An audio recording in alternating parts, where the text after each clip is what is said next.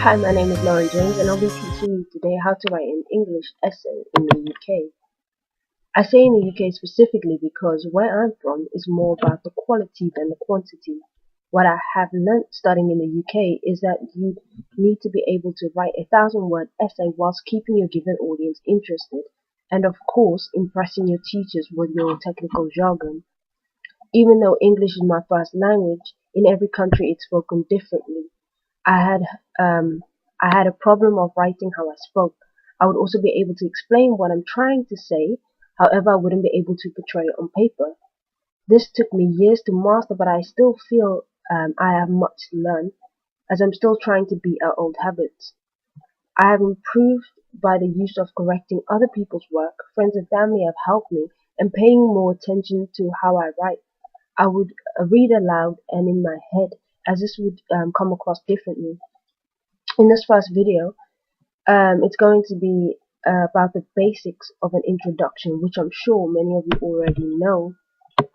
Um, a lot of English literature students and English language students are faced with titles such as, let me just find it real quickly.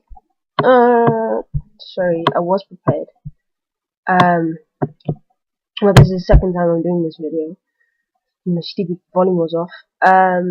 Faced with many titles such as explore the ways in which the theme of revenge is portrayed. So we faced with many titles of explore the way, or such as to what extent, and they really annoying and boring titles that like I feel that I struggle to work with. Um, so what I'm gonna try and do now is trying to help you to write an introduction, which is like the starting point, is always the hardest point. So what I need you to understand is do not copy and paste the title into your introduction. That's some boring ass ish. Your examiner has fallen asleep, your teacher is asleep. Like I don't care how many cups of coffee they had that day. They are conked out. Your essay is boring. I would throw it in the bin. Um, However, I made that mistake as well. Thank God they didn't throw it in the bin, but you know what? It's boring. I fall asleep. I looked at one of my friend's essays, trying to help her out, and she did that, and I was like whatever you do, do not do that, because what your difficulty then comes is that when you come to the first paragraph, you have nothing to draw on because all you did was take the title and um pasted into your introduction, so there's nothing to draw on. You have to take your title as a foundation, and then from that, basically, in your introduction, you just need to answer the question. Just answer it straight up. In your first 4 lines of your essay, answer the question.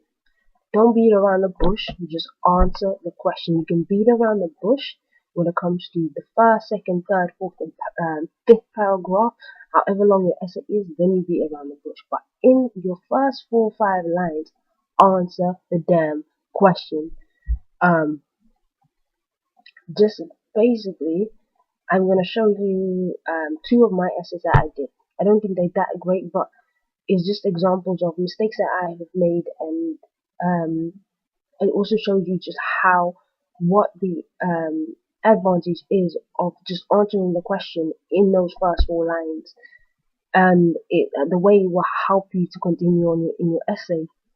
So the main thing you need to understand is that your introduction and your conclusion are the 2 most important things of your essay. Everything else is just, they just need to see if you can explain yourself of what you wrote in the beginning and the end.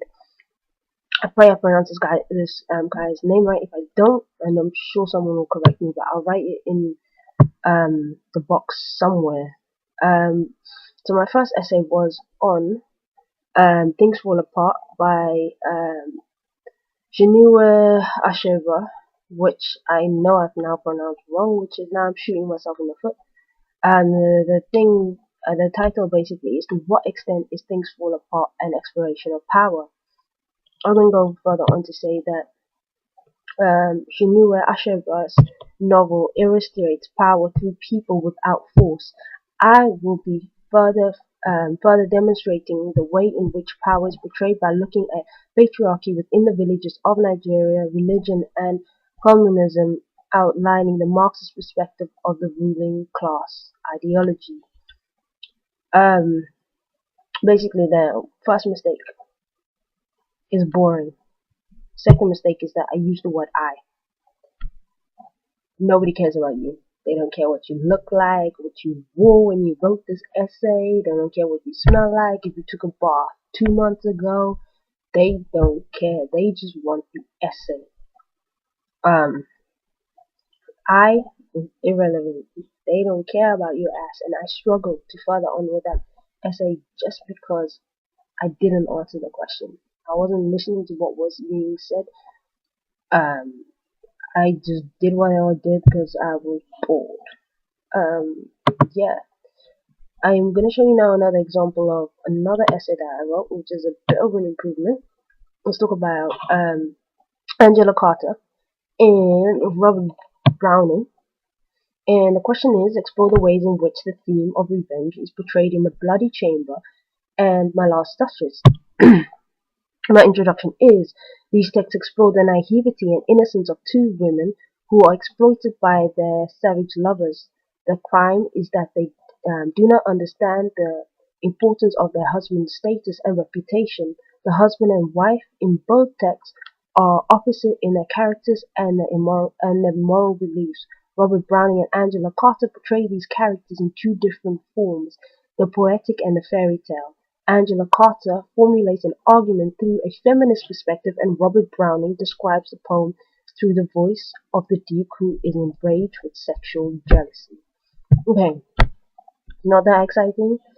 However, I can draw 5 points, or 3 to 5 points, from that introduction alone and continue on with a solid essay. Let me explain. So, what we have is we have enraged husband, we have women. Okay, so women in the 80s, the 50s, the 60s, going further down, they were basically stuck. They couldn't move, they couldn't breathe, they couldn't vote. So basically they were stuck under men. Here we have an author such as Angela Carter.